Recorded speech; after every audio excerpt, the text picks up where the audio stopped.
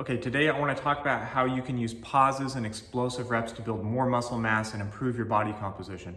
If you guys are enjoying the content, please like the video, please subscribe to the channel. And I'm also working on a few new free programs, so you can check out my website to keep an eye out for those. They're coming soon, I promise.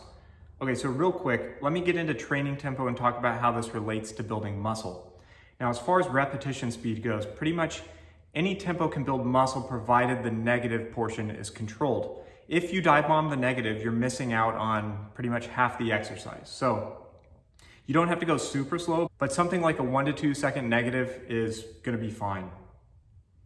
Okay, so starting out as a beginner, I don't think you need to worry about pauses or explosive reps. You just really need to be focusing on building general strength through a large range of motion and working on your overall movement quality.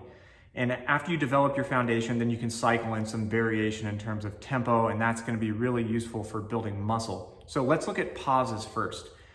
You can technically pause anywhere along the range of motion, but I think they're going to be most useful at the top or the bottom of the exercise, or in other words, at the sort of transition points where the lowering phase becomes the lifting phase and the lifting phase becomes the lowering phase.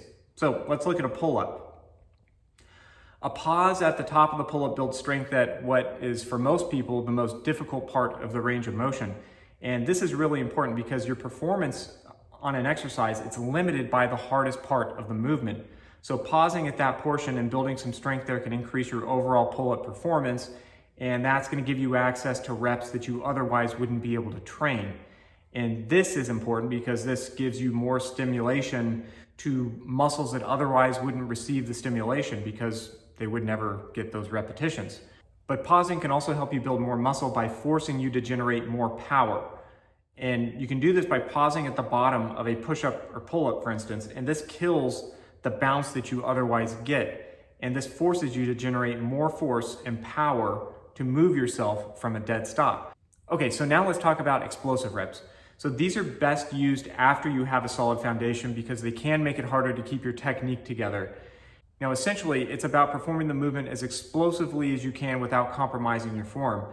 And this can improve your body's ability to contract muscles faster and harder. And it can actually give you a good increase in strength in the movement pattern that you're training. Now, what's cool is you can combine paused reps and explosive reps to really develop your power and strength in a movement pattern. And this is going to help you build more muscle over time.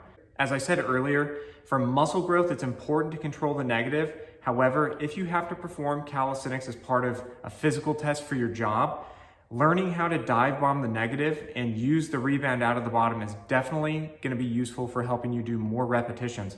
But it does take a little bit of practice, so a few sessions per week for a handful of weeks is usually enough to get the hang of this technique. All right, that's going to wrap it up. If you guys have any questions, feel free to reach out. Thanks for watching, and I'll see you in the next video.